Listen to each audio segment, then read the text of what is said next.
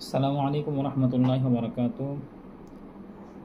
শরিয়া তদবির এবং রুকাইয়া চিকিৎসার পক্ষ থেকে আপনাদের সবাইকে আন্তরিক মোবারক। আশা করি আলহামদুলিল্লাহ সকলেই ভালো আছেন। আমিও আলহামদুলিল্লাহ ভালো আছি। আজকে আপনাদের সামনে একটা রোগীর কিছু সমস্যার সিমটম নিয়ে আমি আপনাদের সামনে হাজির হয়েছি। আশা করি এই সমস্যাগুলো আপনারা শুনবেন এবং সেই অনুযায়ী নিজেদের মধ্যে এই জাতীয় কোনো সমস্যা আছে কি না একটু মিলিয়ে দেখতে পারবেন ইনশাল্লাহ আশা করি। একজন রোগী আমাকে একটা হোয়াটসঅ্যাপের মাধ্যমে একটা SMS পাঠিয়েছে এবং কিছু সমস্যার কথা জানিয়েছে, এবং আমি তাদেরকে বলি যে বেশি দেরি না করে খুব দ্রুত যোগাযোগ করেন, কারণ আপনি ভয়ঙ্কর রকমের একটি কালো জাদুতে আক্রান্ত। প্রত্যেকটা ফ্যামিলিতেই কম বেশি এই ধরনের সমস্যা হচ্ছে।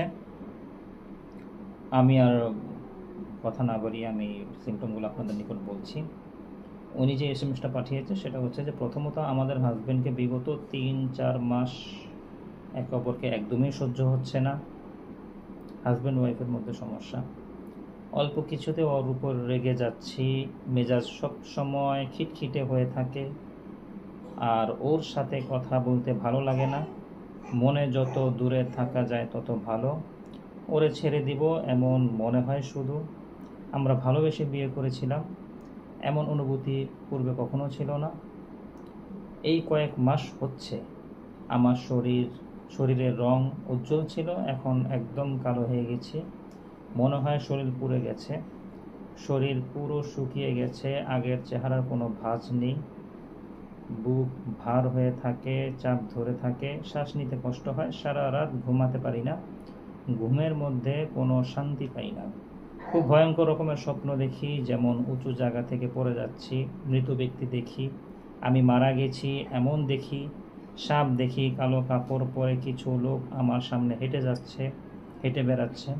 প্রতিদিনই স্বপ্নে কিছু না কিছু খাই, ঘুমের মধ্যে শরীর ঝাঁকি দিয়ে উঠে ঘুম ভেঙে যায়, আর খুব বেশি পেট ব্যথা করে। সারাদিন মাথায় চাপ ধরে থাকে, মাথা প্রচণ্ড পরিমাণ ব্যথা থাকে, দুই হাত পায়ে একদমই শক্তি পায় না। আরও অনেক সমস্যা জর্জরিত।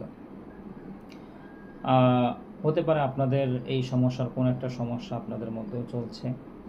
তো আমি এই রোগীকে বলেছিলাম যে আপনি আর দেরি না করে খুব দ্রুত সরাসরি এসে সাক্ষাৎ করুন এবং চিকিৎসা বিষয়ে আমাদের সাথে সাক্ষাৎ করতে পারেন।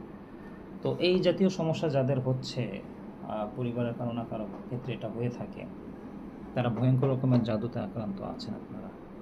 এবং এটা নিয়ে এত কৌতূহল না হয়ে একজন ভালো রাকির নিকট পরামর্শ করুন এবং সঠিকভাবে দিক নির্দেশনা মেনে চলুন। ইনশাল্লাহ সব কিছু ঠিক হয়ে যাবে আশা করি।